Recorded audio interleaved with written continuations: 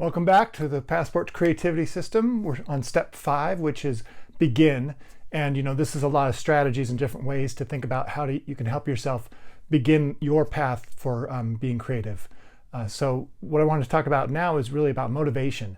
And I was really interested in gamification, the idea where you can kind of make something more fun by kind of taking elements from games and putting them into other things that aren't necessarily games. But I was looking at all these different books on gamification. I came across one called Actionable Gamification by Yu-kai Chou. And to me, this one really captured it because he was able to recognize it's not really the mechanics as much as there's core drives or motivations that are within us that these games have been able to find out about, basically because you don't have to play a game.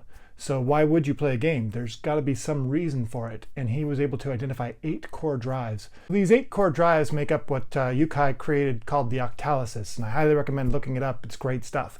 I just want to share a little bit about the motivations so you can identify ways that can help you motivate yourself towards your goals.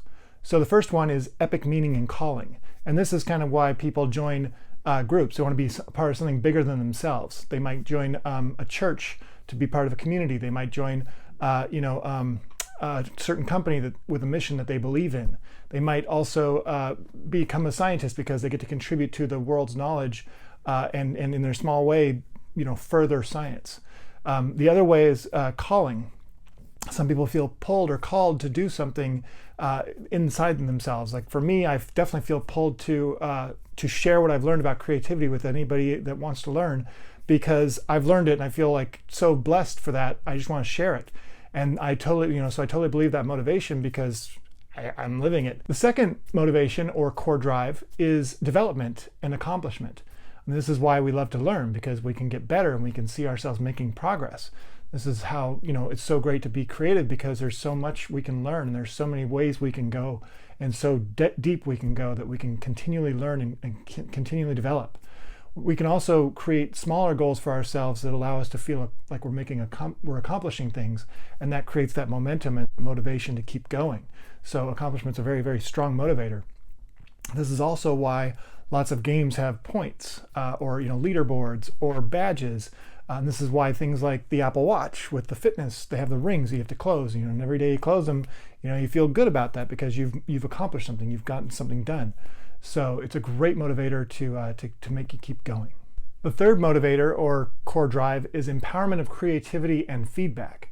And this is why people, kids love Legos, because they get to do anything they want with those things. You can build them and make buildings, you can make cars, you can make dinosaurs, you can make aliens, you can make whatever you want, because the creativity is yours. They're just a tool for that creativity. And you can also immediately see how you're doing with that creativity. One of the best things about a lot of creative endeavors is that you get feedback very quickly, and you can see whether or not you're going in the direction that you want to. And that's a real nice sense of accomplishment. But also, this is why things like Minecraft are so successful, because I've seen people make football stadiums and just all kinds of crazy things on that thing, just because it allows their imagination to be able to go to be free and to explore. The fourth core drive or motivation is ownership and possession, and this is why we buy things and why we want to own things. We want to have a sense of control over things as well. This is one of the reasons why like when you have an ecosystem for your phone, you've basically added a bunch of apps and you've gotten used to them. You start to it's yours. It's become personalized and customized for you. And the idea of having to start over is not very motivating, right? You want to keep what you have.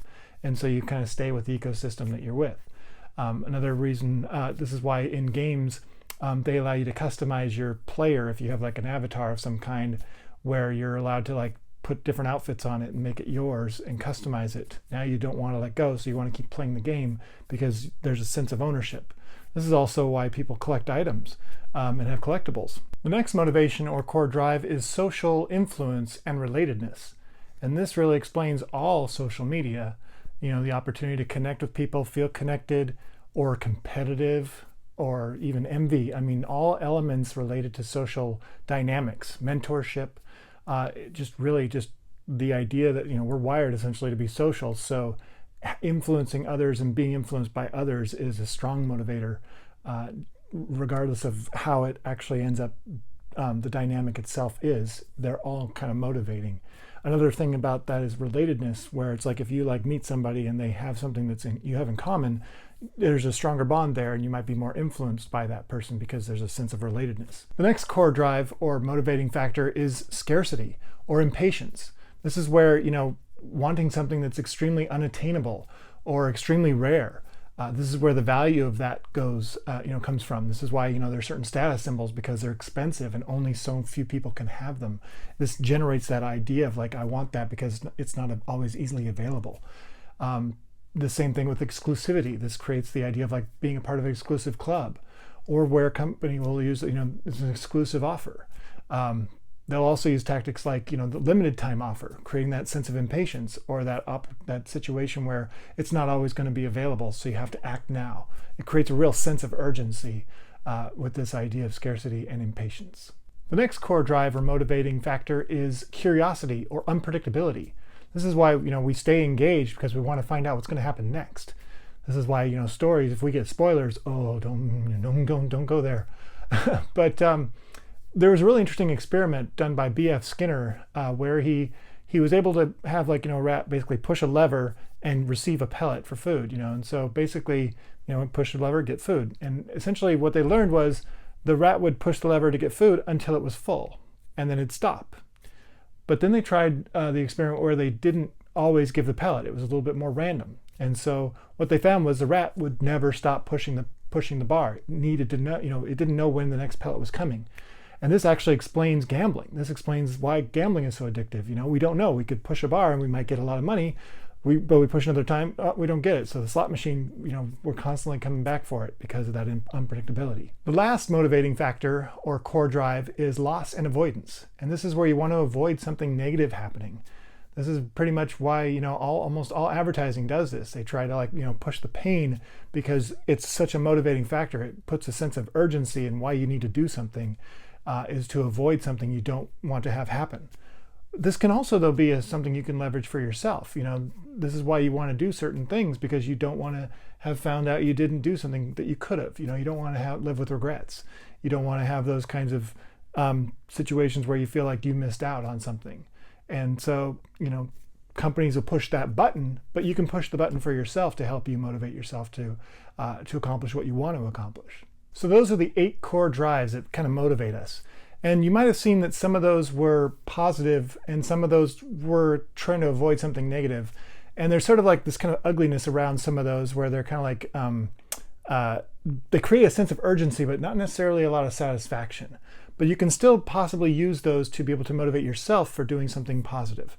Another thing about some of those were very intrinsic rewards where they feel good just for doing them, whereas others kind of required an external reward. And that doesn't make either one good or bad. It doesn't make, none of those are good or bad. It depends on how you use them to motivate yourself for your own goals. So take a look at those again if you need to, but try and find the ones that will work for you, because it's really helping yourself get what you want.